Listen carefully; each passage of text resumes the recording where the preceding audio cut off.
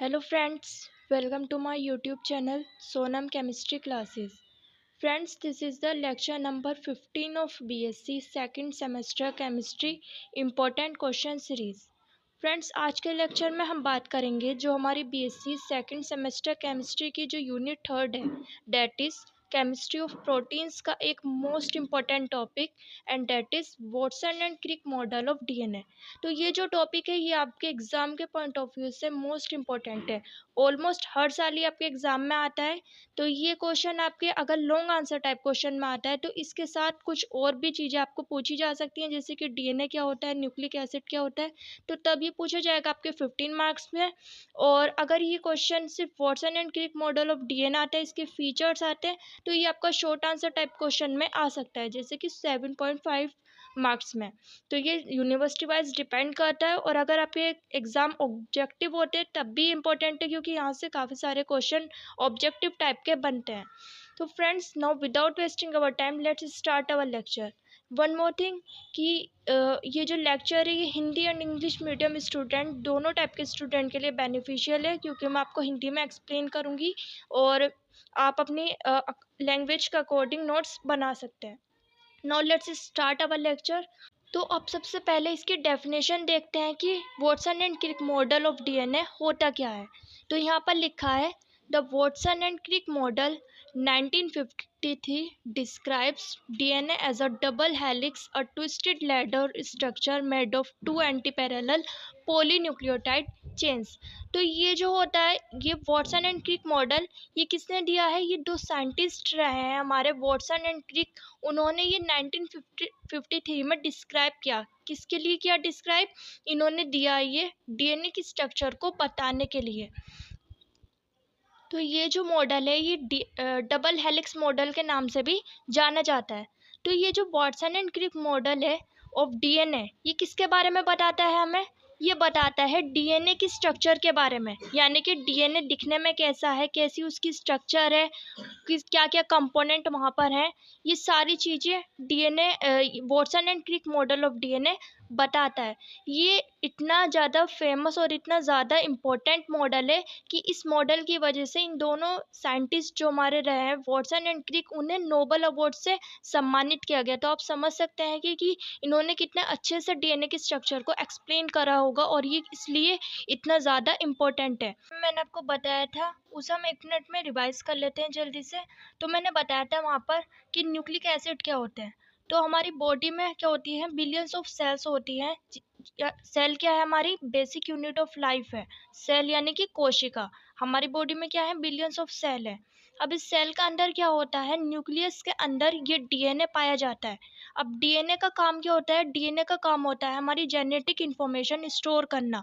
जो डीएनए में जीन्स होते हैं वो हमारे बिहेवियर, हम किस तरह से बात करते हैं, हमारे कैरेक्टरिस्टिक, ये सब चीज़ें, हमारे ब्लड ग्रुप, ये सारी चीज़ें और भी बहुत सारी चीज़ें क्या करता है? डीएनए डिस्क्राइब करता है, और डीएनए ही क्या करता है? डिसाइड करता है।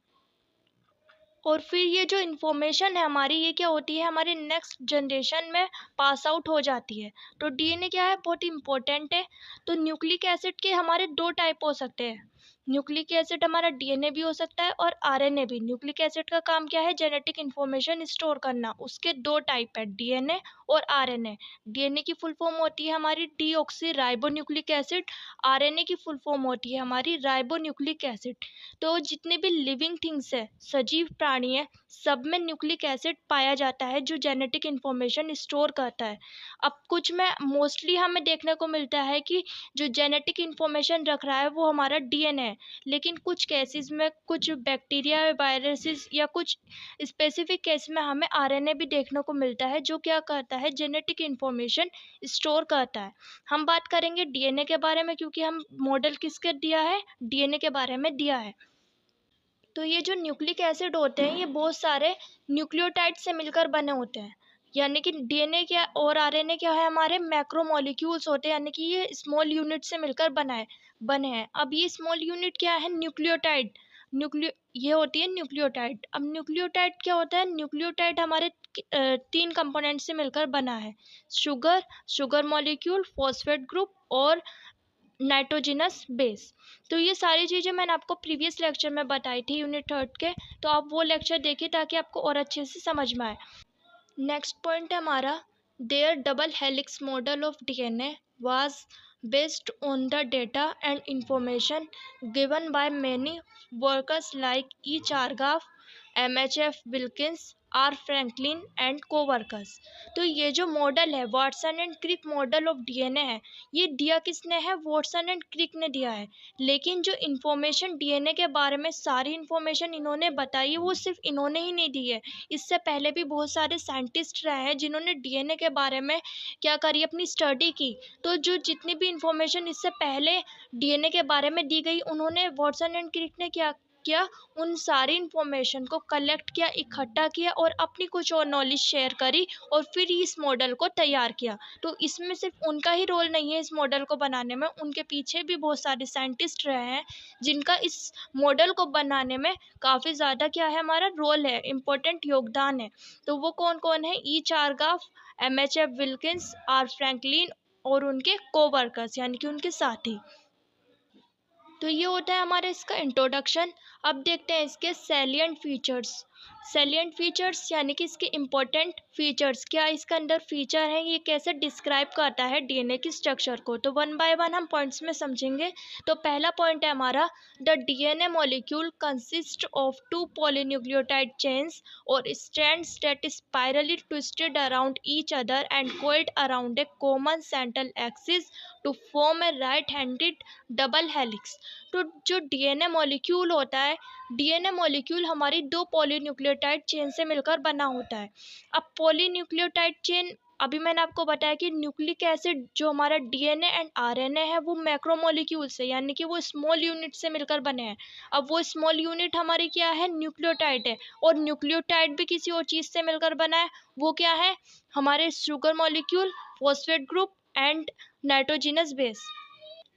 तो जैसा कि आप यहाँ पे देख सकते हैं, यहाँ पे आपको 2 स्ट्रैंड दिख रहे हैं। तो ये स्ट्रैंड क्या है? ये है हमारी 2 पॉलीन्यूक्लियोटाइड चेन।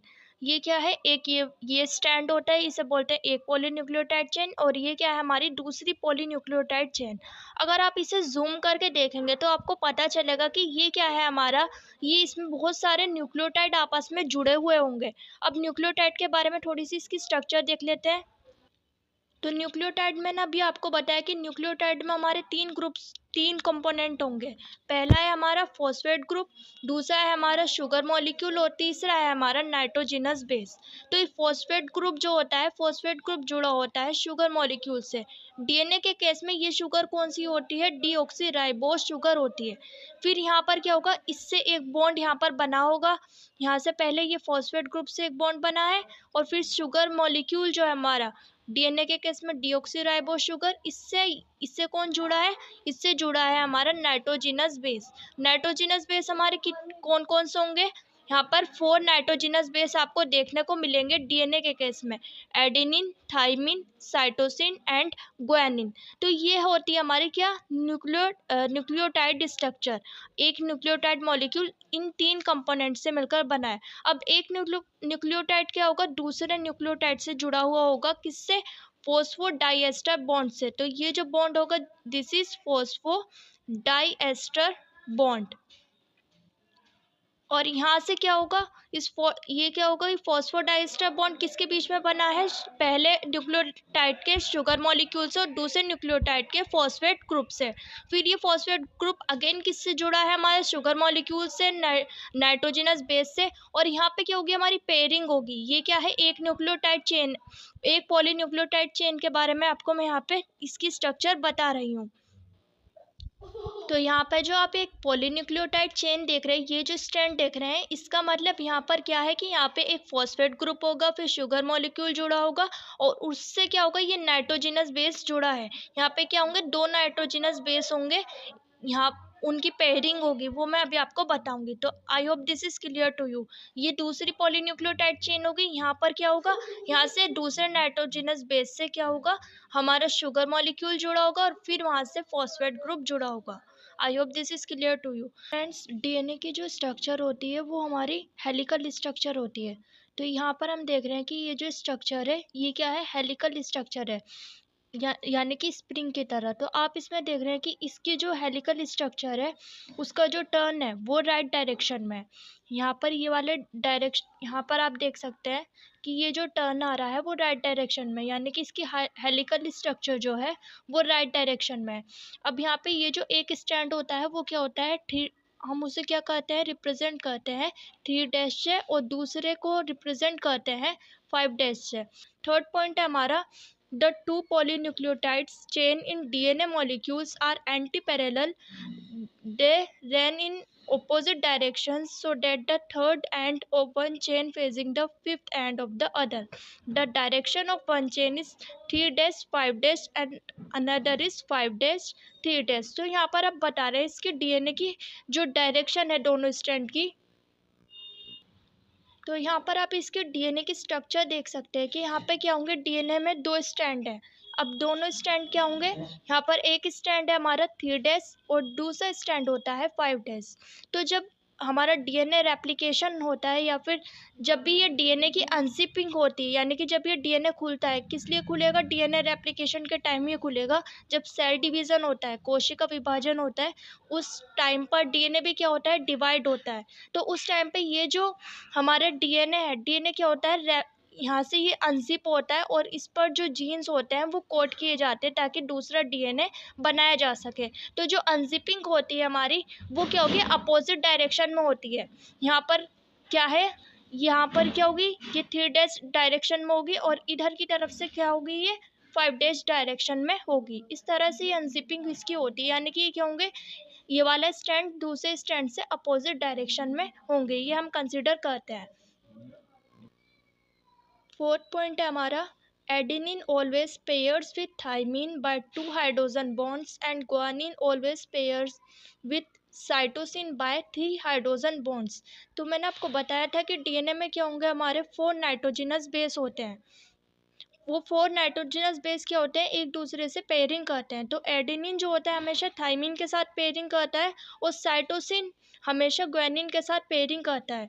तो जो एडेनिन होगा, एडेनिन क्या करेगा, थाइमिन के साथ डबल बॉन्ड बनाता है, जबकि जो साइटोसिन होगा वो यहाँ पर क्या बनाएगा, ग्वानिन के साथ ट्रिपल बॉन्ड बनाता है। अगर हम यहाँ पर कंसिडर कर रहे हैं कि यहाँ पर एडेनिन है इस वाले हेलिकल स्ट्रक्चर में इधर, तो यहाँ पर क्या होगा, एडेनिन ने थाइमिन के साथ 2 हाइड्रोजन बॉन्ड बनाए होंगे, जबकि अगर हम कंसिडर करें कि यहाँ पे साइटोसिन है तो इस साइड क्या होगा, यहाँ पे ग्वानिन होगा। तो साइटोसिन ने ग्वानिन के साथ क्या होंगे, 3 हाइड्रोजन बॉन्ड्स यहाँ पर बनाए होंगे। नेक्स्ट पॉइंट है हमारा, east turn of helix has about 10 base pairs and spacing between two adjacent base pairs is 0.34 nanometre और 3.4 एंगस्ट्रॉम इन लेंथ। तो यहाँ पर हम जो डीएनए की स्ट्रक्चर देख रहे हैं, डीएनए की स्ट्रक्चर में क्या है, ये हेलिक्स इसे हम बोलते हैं, ये जो घुमाव आता है इस डीएनए के स्ट्रैंड में इसे हम बोलते हैं हेलिक्स। तो ये जो एक हेलिक्स होता है इसकी जो लंबाई होती है, लेंथ होती है, वो क्या होती है हमारी 34 एंगस्ट्रॉम होती है। और अगर हम इसे नैनोमीटर में कन्वर्ट करें तो क्या होगी, 3.4 नैनोमीटर यहाँ पर इस क्या होगी, ये लेंथ होगी। यानी कि एक जो चक्कर होगा इस डीएनए स्ट्रैंड का वो कितना लंबा होगा, 34 एंगस्ट्रॉम का होगा। और इसमें क्या होंगे, वो अप्रोक्सीमेटली हमारे 10 नाइट्रोजनस बेस पेयर्स यहाँ पर प्रेजेंट होंगे। यानी कि एक नाइट्रोजनस बेस के बीच में क्या होगा, 3.4 एंगस्ट्रॉम का यहाँ पर क्या होगा, डिस्टेंस होगा। यानी कि मैंने अभी आपको बताया कि यहाँ पे क्या होंगे, बीच में ये नाइट्रोजनस बेस की पेयरिंग होगी।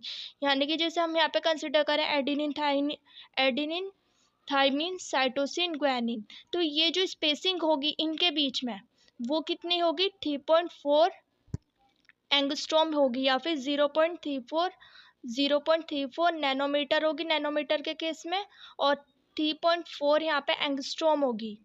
और ये वाली जो स्पेसिंग होगी हेलिक्स में वो क्या होगी, 34 एंगस्ट्रॉम होगी। और अगर नैनोमीटर में देखें तो ये होगी 3.4 नैनोमीटर।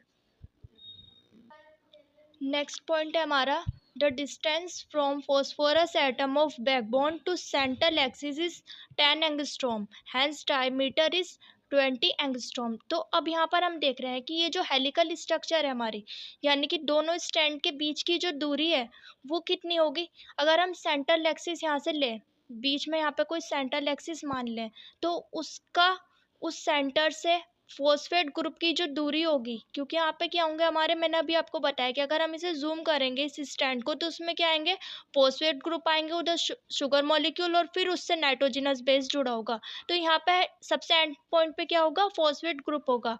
तो इस फॉस्फेट ग्रुप की सेंट्रल पॉइंट से जो दूरी होगी, डिस्टेंस होगी, वो कितनी होगी, 10 एंगस्ट्रॉम होगी। एंड पॉइंट पे हमारा फॉस्फेट ग्रुप होगा, उससे हमारा शुगर मॉलिक्यूल जुड़ा होगा, और फिर यहाँ पे नाइट्रोजनस बेस यहाँ पर एक और जुड़ा होगा, यानी कि यहाँ पे दो नाइट्रोजनस बेस होंगे जिनके बीच में पेयरिंग हो रही है, और जिनके बीच में क्या बनेगा, बॉन्ड बनेगा। और बॉन्ड कैसे होगा, वो हाइड्रोजन बॉन्ड होगा। लेकिन अभी हम यहाँ पे बात कर रहे हैं फॉस्फेट ग्रुप की। तो ये जो फॉस्फेट ग्रुप होगा इस वाले स्टैंड का, उस फॉस्फेट ग्रुप की सेंट्रल पॉइंट से जो दूरी होगी वो भी यहाँ पे 10 एंगस्ट्रॉम होगी। तो टोटल जो लेंथ होगी, टोटल डायामीटर जो होगा, यानी कि एक फॉस्फेट ग्रुप की दूसरे फॉस्फेट ग्रुप से दूरी, वो कितनी होगी, 20 एंगस्ट्रॉम होगी। तो ये क्या होगा, इस हेलिक्स का डायामीटर होगा, इसे हम बोलेंगे डायामीटर। जैसे हम किसी सर्कल की जो किसी सर्कल की व्यास बोलते हैं, डायामीटर बोलते हैं, इसे हम बोलते हैं व्यास।